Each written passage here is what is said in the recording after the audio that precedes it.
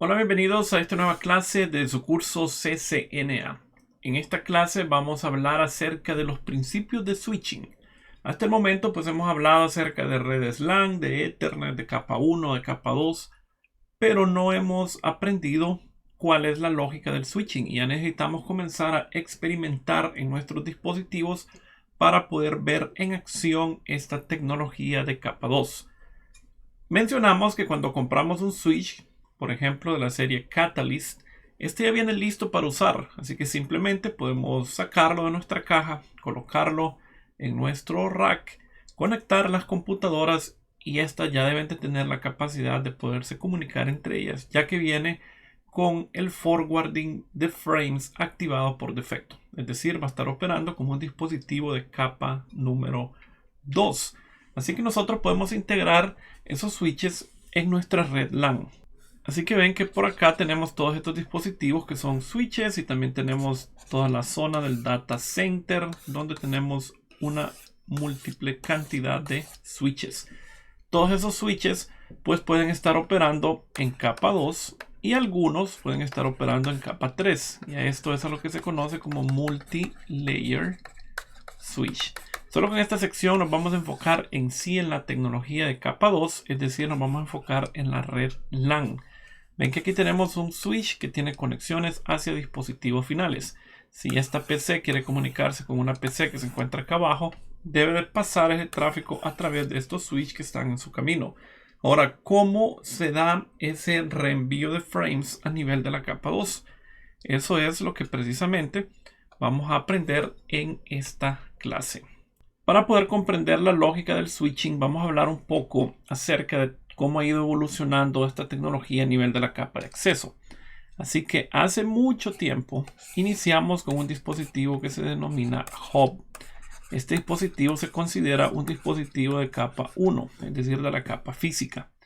El hub nos permitía conectar múltiples dispositivos. Por ejemplo, podíamos tener la PC1 por acá, la PC2 por acá, PC3, PC4 y por acá la PC5. Todo esto estaba compartiendo un dominio de colisión. Si recuerdan, cuando hablamos de dominio de colisión, estamos hablando que solamente podía uno de estos equipos estar transmitiendo en un momento específico.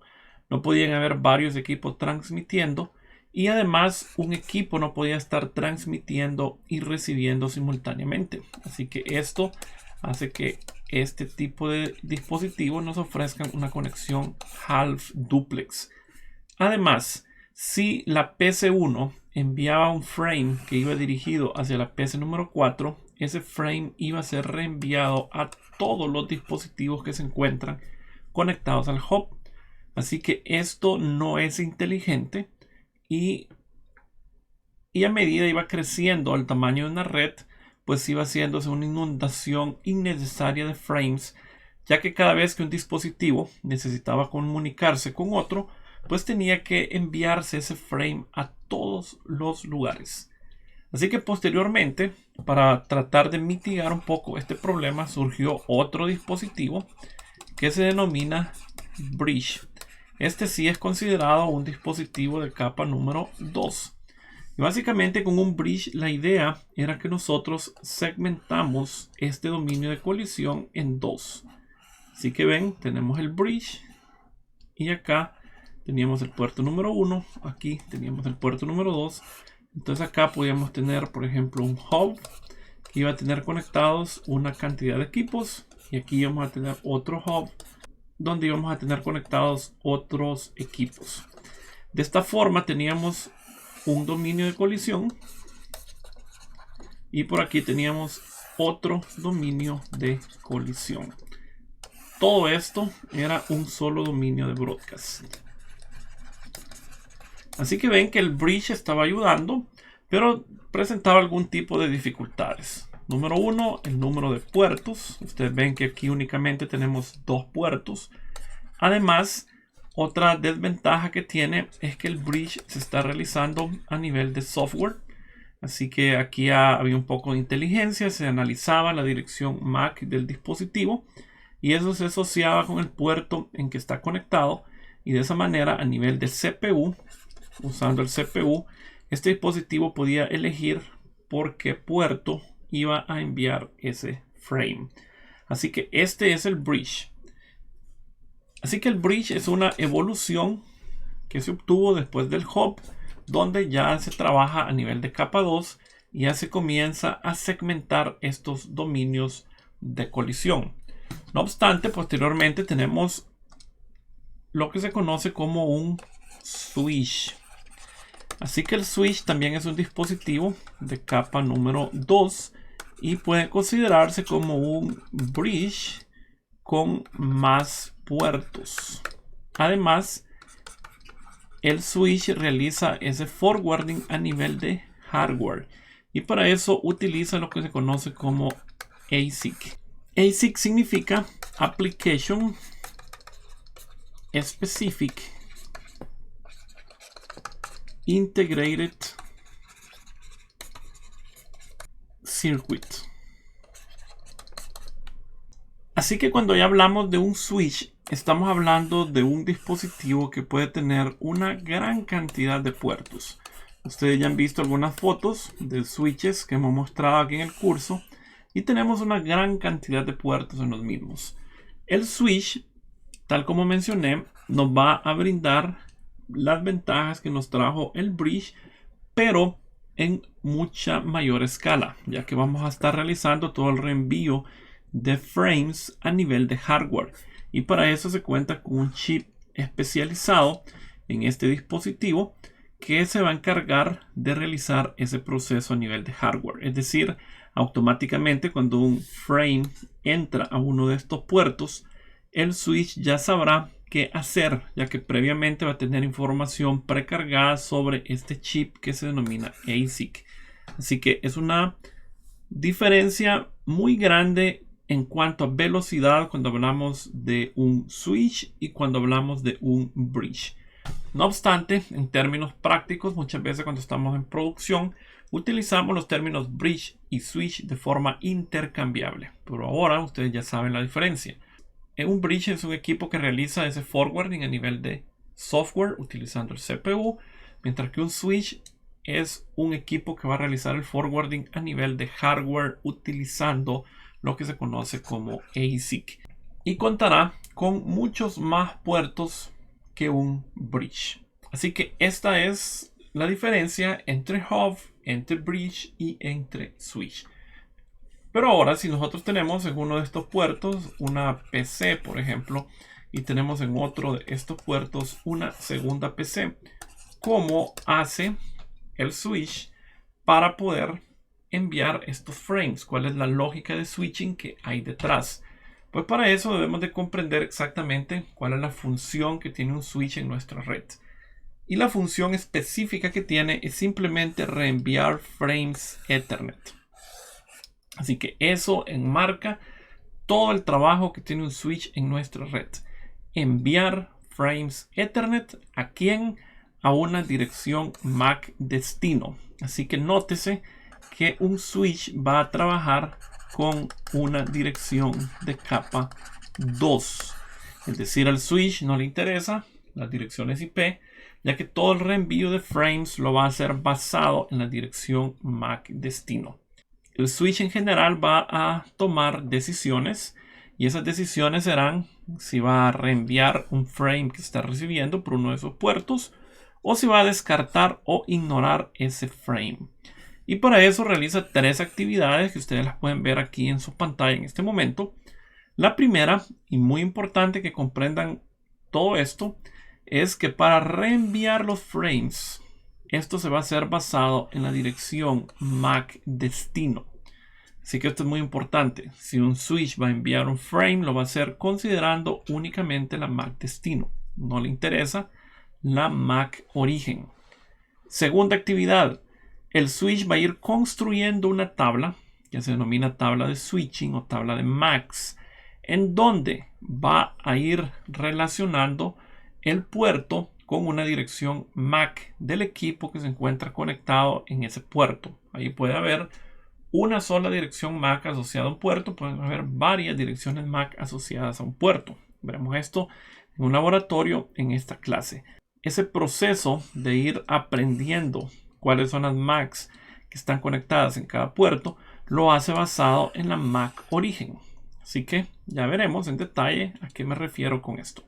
Y finalmente la tercera actividad es que el switch envía una sola copia del frame a su destino. Así que esto lo hace mediante el uso de un protocolo que se denomina STP o Spanning Tree Protocol. Así que esto también lo veremos aquí en el curso. Así que tenemos una sección completa acerca de STP. Así que vamos a centrarnos principalmente en estas dos actividades en este momento. Y posteriormente vamos a ir a un laboratorio para que ustedes puedan comprender exactamente a qué nos referimos. Y también vamos a recordar un poco cuáles son los headers que están en la capa 2 para que vean dónde encontramos esta Mac destino y dónde encontramos esta Mac origen. Así que si regresamos un poco a nuestra mente cuando vimos todas las capas del modelo TCP/IP, recuerdan que vimos este PDU que se denomina un frame a nivel de la capa número 2. Y aquí tenemos dos campos muy importantes. Este es el campo número 1, que es la dirección MAC destino. Y el segundo campo muy importante es la dirección MAC origen. Así que en base a estos dos campos que se encuentran en el frame, es que el switch va a realizar el reenvío. Y en base a la dirección origen va a realizar el aprendizaje de las direcciones MAC. Así que cuando decimos aprendizaje de direcciones MAC, no nos estamos refiriendo nada más que a un mapeo entre la dirección MAC con una interfase. Por ejemplo, ustedes ven que acá tenemos esto, que es lo que nosotros conocemos como MAC Table, como Switching Table, Bridging Table, o también pueden encontrarla en alguna literatura como Content Addressable Memory o CAM. Así que cualquiera de estos cuatro términos que ustedes ven ahí se está refiriendo a esta tabla que tenemos por acá, en donde se está haciendo un mapeo entre la dirección MAC y el puerto en que esa dirección MAC se encuentra conectada. En resumen, si nosotros tenemos un switch y acá tenemos la PC1 y por acá tenemos la PC2 y esta PC envía un frame hacia la PC número 2, en el momento que el switch recibe este frame, el switch va a revisar cuál es la dirección origen que se encuentra en ese frame y lo que hará será que va a colocar esa dirección MAC origen y el puerto por el que recibió el frame. Y esta tabla se va a ir construyendo de forma dinámica. Esta entrada va a permanecer en esta tabla por 300 segundos por defecto. Nosotros podemos manipular ese valor de tal forma que si este es el puerto número 1 y este equipo tiene la MAC A, el switch vendrá y va a decir que la MAC address A está asociada al puerto número 1. Y de esta forma se está haciendo este mapeo, la MAC A asociada al puerto número 1, que es lo que ustedes están viendo en esta tabla. Así que de esta forma es como el switch ha ido construyendo esta tabla. Cada vez que recibe frames, revisa la dirección MAC origen y va a agregar a esta tabla esa dirección MAC y el puerto por el que recibió el frame. Si ese dispositivo no presenta actividad durante 300 segundos por defecto, esa entrada va a ser eliminada de la tabla. Así que vemos en este diagrama, aquí tenemos un switch y tenemos 4 PCs. Cada una de estas PCs tiene una dirección MAC en su NIC. Así que ustedes ven que aquí tenemos la dirección MAC.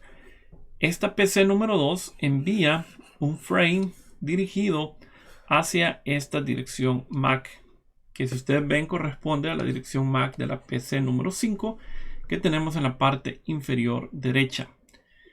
Así que este switch, cuando recibe este frame a través del puerto GI001, pues debe de tomar una decisión. Y para eso lo que va a hacer es revisar la tabla de MACs. Así que va a la tabla de MACs, revisa y busca en qué puerto se encuentra conectada esta dirección MAC destino. Además, previo a eso, obviamente el switch tomó esta dirección MAC origen que venía en el frame y la agregó a la tabla de MACs. Y aquí pues ya tiene que la PC número 2 está conectada en la interfase GI00. Y de esta forma se va generando esta tabla. Luego busca esta dirección MAC. Probablemente si ya hubo una comunicación anteriormente, la PC5, el switch tendrá la información que se encuentra en el puerto GI03 y eso haría que ese frame sea enviado únicamente fuera de ese puerto. Este es el proceso que acontece si el switch ya tiene en su tabla de MACs una entrada para la dirección MAC destino. Por eso acá decimos frames unicast conocidos. Cuando decimos conocidos nos referimos a que la dirección MAC destino ya se encuentra en esta tabla.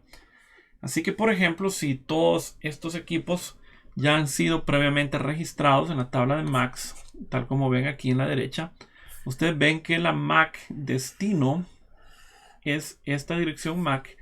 El switch busca y ve que puede enviar ese frame a través de la interfase GI0-3. Por esa razón, cuando este frame llega por acá, va a ser reenviado únicamente a través de esta interfase. Recalco, esto es si la dirección MAC destino ya se encuentra agregada en esta tabla. Así que ahí ven la principal diferencia que tenemos entre este proceso que realiza el switch con el proceso que realizaba el hub anteriormente. Ya que cuando se tenía el hub, cualquier frame que llegara por una interfase iba a mandarse a todos los equipos que tuviesen en esa red. Así que esto es sumamente interesante.